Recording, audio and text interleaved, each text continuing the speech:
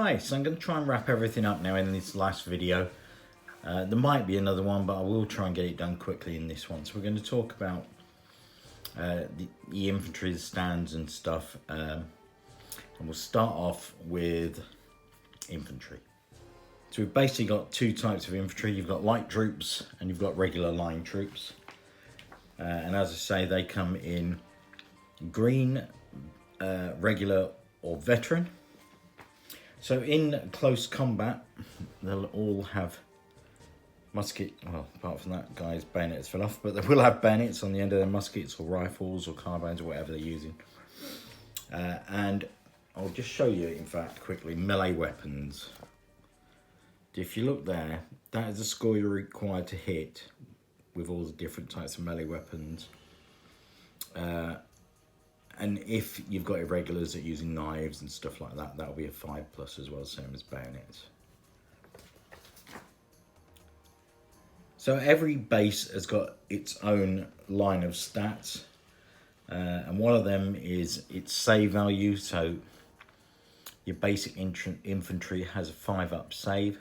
Now I know, as I said, I mentioned it before, there was very little armour about in Napoleonic era. But we have saves for the reason of game mechanics. You could do it as a roll to wound if you preferred, but I've done it as a save. And there are bonuses to your saves. So if you're in cover, you get a +1. If it's hard cover like a wall or a building, you get +2. They're all saves are cumulative, so if you're light troops in skirmish mode, that adds another +1. You can't have a hedge and a wall combo to give you +3, but that doesn't exist. But yeah, basically all saves are cumulative, but you can never have a save better than a 3+. So even if your save gets you up to a 2+, for argument's sake, you can't have that. You can only ever have 3+ is the best save you can have. So as I was saying, I'm just going to put some more guys into pictures because why not? Because it's all going to come together anyway. So I'll just quickly show you that. Each troop has these statistics. M equals move, S equals the amount of shots each base can have, C equals the amount of close combat attacks each base has, A is the amount of actions they can have, W is the amount of wounds each base will have, and R is a resolve for all morale checks. Save is their save before modifiers. So let's, for argument's sake, say you want to make a unit of line infantry. So if you look on the rules, line infantry, this for green troops, that's all the stats, and they cost 10 points per base. So what you start off with is you buy a command base for 10 points, and then you add all these bases on. That's in the wrong place. And now you've got 60 point for green unit of troops. And if they were regular troops, it'd be 20 points. Veterans would be 40 points. That is per base. So that's how you build up an army. You can have more than 6 bases if you wish. You can go up to 9 bases is the maximum per battalion. In my rules, you can have less bases, minimum of 3, but that gives you a general idea how you build your battalions. So this applies for all your troops in the game. So basically I've got big long lists of all different troop types you can have, all their stats, etc. Now, if you want a proper breakdown of all this stuff, you'll have to email me, and I'll quite happily send you a PDF, and it's got all this in it. So there's your 3 different army generals, your weapons, the ranges that they all are, how many points you have to pay if you want to take them weapons. Again, artillery, rocket troops, howitzers, all your different guns. Little brief explanation of how they work. So for rockets, they're not as simple as just firing. There is an explanation on how they all work. Talking about terrain, how it affects movement and your save, etc. There's more as well, more terrain like hills and whatnot. So quickly to run through how a game would work. You'd set the battlefield up. You'd have 6 objectives. Each player would place 3 objectives, 2 in their own deployment zone, 1 in no man's land each, or 4 in no man's land and 1 in each of your own objectives. However you want to do that, that's up to you. You randomly place them. They'll be numbered 1 to 6. Then you roll up for your objectives, which I've showed in a battle report before, and it explains in the rules how you do that. Then you each roll off to see who gets first turn. You get an extra +1 to this roll for any objectives that you hold of your own, and for any captured enemy colours. Gives you a +1 per colour, +1 per objective.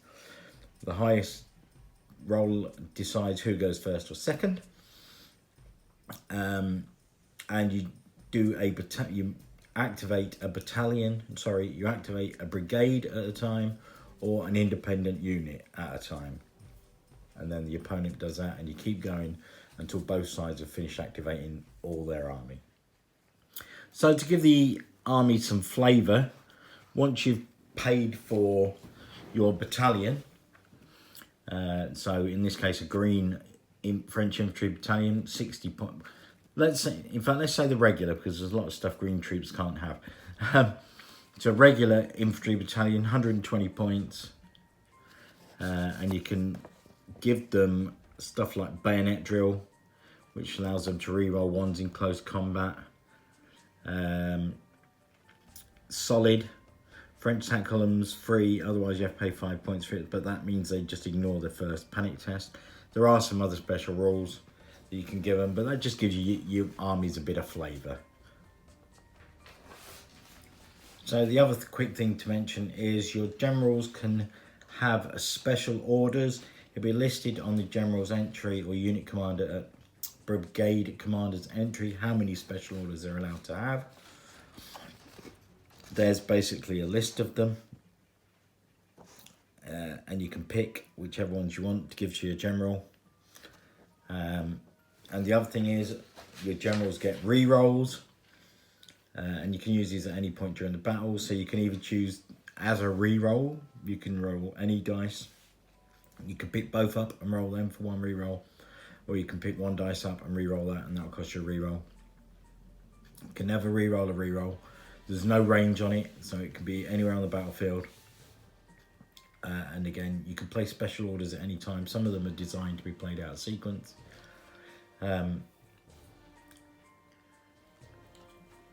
So that's pretty much as much as I'm going to go into. I think if you want any more details, you just email me, and I'll quite happily send you a copy of the rules. But I don't want to waffle on too much in this video. All the other videos have gone on long enough. You get a general idea of how to play with all of them. If you want all the stats and stuff like that, you can just email me. As for basing, you can base your miniatures on whatever bases you want. You can put 4 to a base, 6 to a base, 3 to a base, 1 to a base. It doesn't matter. As long as you just use the stats per base. Stick with that, and it doesn't really matter what size base you got. And again, it doesn't matter for your frontage. So if you base them, 8 man to a base like that, if they charge into a unit of cavalry, even if this cavalry is all in a long line, in fact, let's try and speed things up because I want to cut this video short like that. So like that, you've got 8 man to a base. So you've only got 2 bases on the front attacking. So only 2 cavalry bases can return. The others will get support in, but it's how many bases against how many bases. So it doesn't matter what size your bases are. If you think you're at a disadvantage because you've got smaller bases, it doesn't matter. It doesn't matter. You can use any size bases.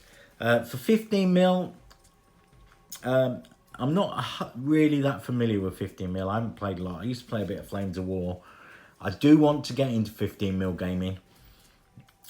So I'm gonna, once I've got some troops, I'll work out things better. But for now, if you want to use this 15mm, I'd go with either changing all the distances to centimeters rather than inches, or take 2 inches off of every move action and take 4 inches off all ranges for shooting.